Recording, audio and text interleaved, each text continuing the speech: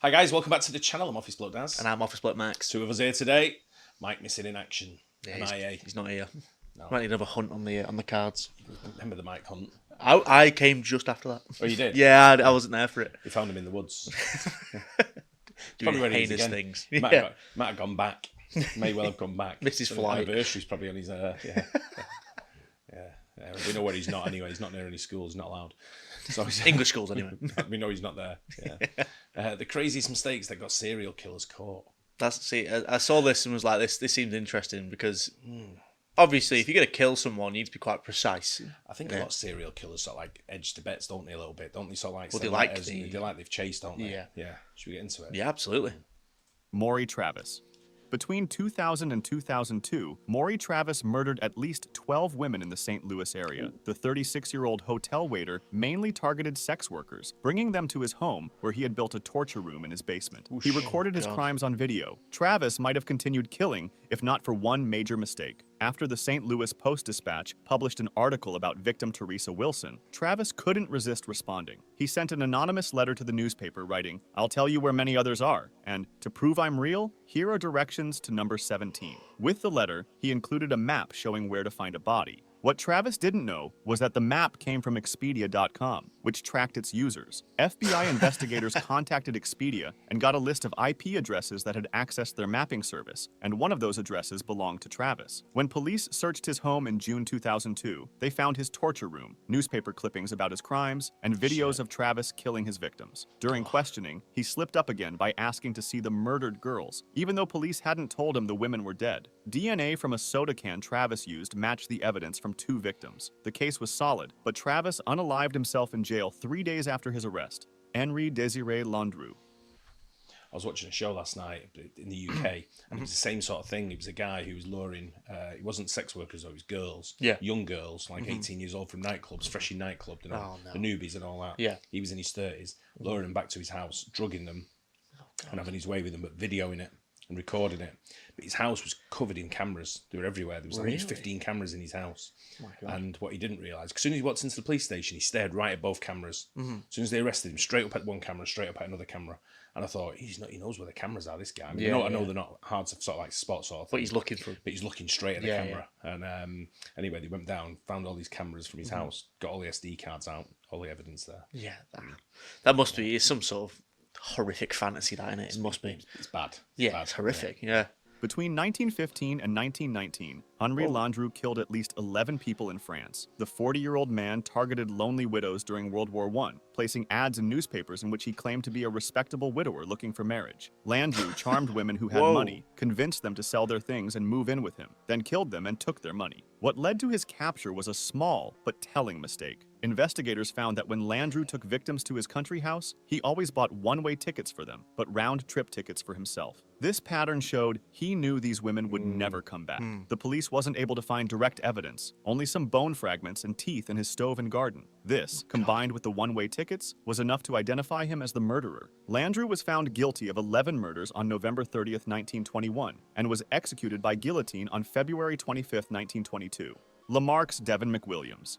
Between 2006 and 2009, Lamarques Devon McWilliams attacked and killed several women in the Acres Homes area of Houston, Texas. The 33-year-old went after women who worked as prostitutes, hurt them, and left their bodies in ditches and behind buildings. McWilliams' biggest mistake happened in August 2009 when he took a woman named Chelsea Brazier. After attacking her, he put her in the trunk of his car. While driving, his car got stuck in mud. He took Brazier out of the trunk and told her to drive while he pushed. When the car broke free, Brazier drove away and called the police instead of coming back for McWilliams. This escape led right to McWilliams' capture. Police arrested him for this attack, and they tested his DNA. In just 2 days, they found out his DNA matched the DNA recovered at several crime scenes in the Acres Homes area. Another important clue was that McWilliams had a Scales of Justice tattoo on his arm, which people had seen on the killer. McWilliams was found guilty of sexual assault and got a life sentence in prison. Bobby Joe Long. Between March and November 1984, Bobby Joe Long killed at least 10 women in the Tampa Bay area of Florida. The 31-year-old man used to dump their bodies in remote areas around the city. However, Long's worst mistake happened when he took Lisa McVeigh on November 3, 1984. He kept her for 26 hours in his apartment and attacked her many times. But unlike his other victims, Long decided to let McVeigh go. He put a blindfold on her, drove her near where he had taken her, and set her free. While held captive, McVeigh was smart and brave. Thinking she would be killed, she made sure to leave her fingerprints everywhere in Long's bathroom. She counted the steps into his apartment, noted what his car felt like, and remembered every detail she could while blindfolded. When she was free, McVeigh went straight to the police with all this information. She told them Long drove a red Dodge Magnum and gave details about his apartment. With her good description, police found Long quickly. Police arrested Long on November 16th, 1984. That's the amazing. evidence linked him to several That's murders. genuinely amazing. I don't think that was a mistake on his behalf. I think That's that just was amazing from her, yeah. Yeah, that was good work. His on her mistake is behalf. not killing her.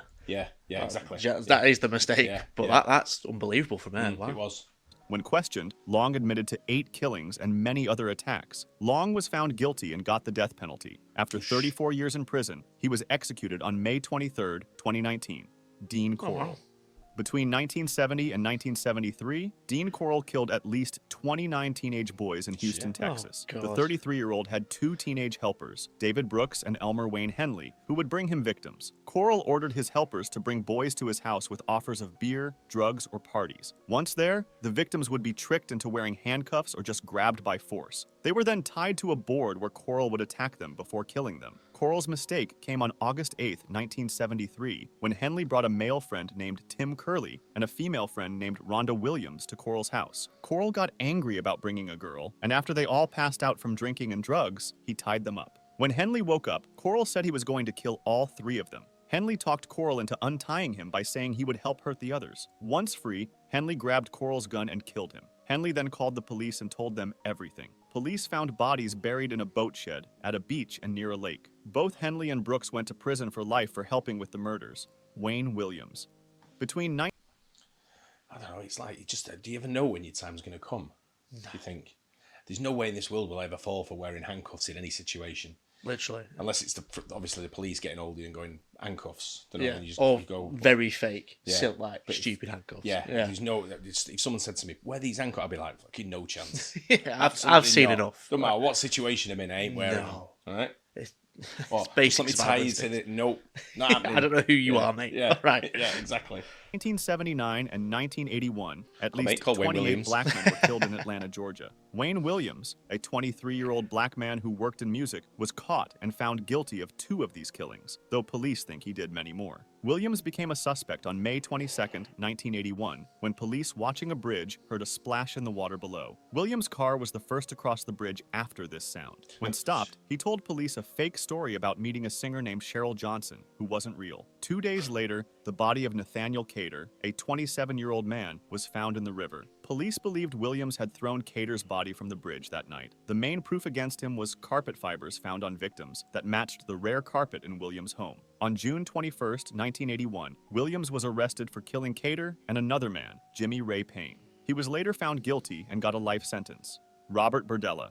Between 1984 and 1987, Robert Berdella kidnapped, attacked, and killed at least 6 men in Kansas City, Missouri. The 39-year-old antique dealer kept careful notes of what he did to his victims, who were held for days or even weeks before they died. Berdella's plan was to bring men to his house on Charlotte Street, often by offering them a place to stay or by putting drugs in their food or drinks. Once they passed out, he would tie them to his bed and start attacking them. He even took photos of his victims during the whole thing. Berdella was caught when his last victim, Christopher Bryson, got away. On March 29, 1988, after being held for 4 days, Bryson burned through his ropes using matches Berdella had left nearby. Wearing only a dog collar, Bryson jumped from a second-floor window and ran to a neighbor for help. When police looked through Berdella's house, they found scary proof. His notes about the torture, hundreds of photos of victims, a human skull in a closet, and a buried head in the backyard. They also found ropes and tools for torture all over the house. Berdella later admitted to all 6 murders and was sent to prison for life. He died from heart problems while in prison on October 8, 1992, at age 43. Charles Cullen. Between 1988 and 2003, Charles Cullen killed as many as 40 patients while working as a nurse in hospitals across New Jersey and Pennsylvania. He would give patients deadly doses of medication, especially insulin and the heart drug digoxin. He often gave these drugs to patients who weren't supposed to have them, causing their hearts to stop or making them fall into a deep sleep and die. Cullen's biggest mistake was not being careful with hospital computer records. At Somerset Medical Center in New Jersey, he kept using the computer system to look up information about patients who weren't his and ordered medicines they didn't need. The hospital noticed this odd pattern when its tracking system spotted unusual medicine orders and patient deaths. When a patient died with high levels of digoxin that hadn't been ordered for him, hospital staff finally called police in October 2003. When police talked to him, Cullen quickly said he had killed between 30 and 40 patients, claiming he did it to end their pain, though many victims weren't even dying. We had a situation like over here at the moment. Yeah, we did. Lucy Letby. Was that the babies? It was the baby sensor sort of thing. What do you call it? It's disgusting. Maternity units. Yeah, but it's there's a lot of issues around it. A lot of people still believe she's innocent. A lot of people saying she's guilty. Really? But 3 people have been charged as well with helping her misconduct. I think in the investigation. Or something. Oh, okay. 3 people from the hospital. So it's a very similar case to what was going on there, where they've been administered drugs to sort of like end their lives. Yeah. But I'm not sure what's going on. It's just a very, very complicated case. Very muddy. Yeah. Yeah. Yeah. I just don't want to. I don't want to put any kind of comment across on it because I don't know. Yeah. There's not enough. There's not enough. I haven't got enough time to read it all. Well, it's a horrible thing to have to think about. Like, bad. You can't even trust a hospital. Yeah, I know. What the fuck are you supposed to do? In April 2004, Cullen said he was guilty of killing 13 patients and trying to kill 2 others. He got 11 life sentences in a row and can't get out of prison until 2403. Keith Hunter Jesperson. Between 1990 and 1995, Keith Jesperson killed at least 8 women across the United States. The 6'8" truck driver used his job to find victims as he drove across the country, mostly picking women who worked as prostitutes or who were homeless. Jesperson's first victim was Townja Bennett, killed in January 1990 in Oregon. After meeting her at a bar, he took her to his home, got into a fight with her, and killed her. What made this case strange was that another couple, Laverne Pavlinac and John Sosnovsky, said they did the murder, even though they didn't. Pavlinac made up the story to get away from Sosnovsky, who was abusive to her, but both ended up in prison. Jesperson's biggest mistake came from his need for attention. He was angry that the wrong people were getting credit for his first murder, so he began writing letters to newspapers and police, telling them about his crimes and signing the letters with a smiley face. This is why people called him the Happy Face Killer. When these letters didn't get enough attention, he even wrote a confession on a truck stop bathroom wall. Jesperson was finally caught in March 1995 after killing his last victim, Julie Winningham. He turned himself in after he knew the police were about to catch him. Jesperson is now in prison for life and can't get out until at least 2063. Alexander Pichushkin.